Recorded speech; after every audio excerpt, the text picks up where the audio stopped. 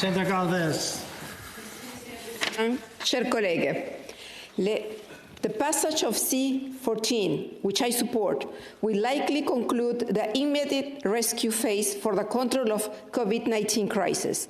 I commend the government, parliament, and everyone involved for the tremendous work that went into providing critical protection and an emergency safety net for Canadians whose livelihoods have been upended by this pandemic.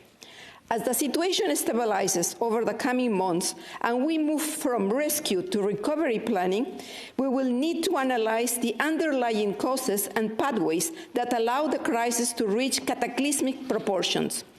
Researchers in the public health field are warning us about secondary waves to come and the urgent need to remain alert. We must learn quickly and ensure we develop the right tools to better prepare contingency plans covering health, democracy, education, and economy. It is becoming obvious that we were poorly prepared for this pandemic and the economic fallout that came with addressing it. This crisis exposes our absolute interdependence and the extreme fragility of the globalized, hyper-present capitalism. Not only do we depend on overseas productions to cover essential health products, but the structural unsustainability of the modern industrial economy has created a domino effect resulting in a series of crises which we now are facing. For example, greater human encroachment on natural habitats increases contacts between wild animals and humans, resulting in increased pandemics, but also contributing to climate change. These issues are interconnected, and therefore solutions must be integrated. I implore our government and all political parties to work together and design plans based on science, evidence, long-term vision, inclusivity, economic efficiency, and environmental sustainability. Alors que nous nous tournons vers l'avenir, il y aura des appels au retour à la normale. As we cast our eyes to the future, there will be calls for a return to normalcy. This may lead to further sacrificing minimal environmental measures in place for short-term gains. This would ignore the fact that pollution is an aggravating factor for a virus like COVID-19. Pollution already creates many more victims than this virus. It also contributes to climatic disruption. Pollution is a fundamental cause of many problems and is not an issue that we can continue to neglect. Les pauvres conditions sanitaires des ouvrières outre-mer, qui fait partie de la chaîne de production.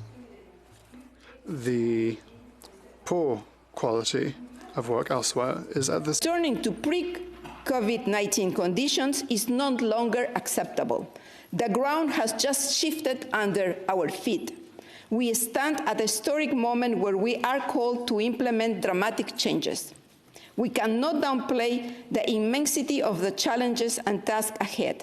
This period will be filled with mourning of loved ones and the pain of having our preconceived ideas shattered and replaced. But it's also a tremendous opportunity to prepare, to start integrating planning, to embark on a process of adaptation that will leave us more resilient, happier, and more connected.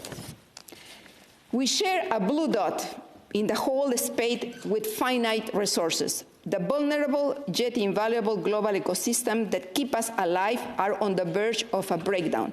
Luckily, there is no end to human creativity, and now it's time to unleash it.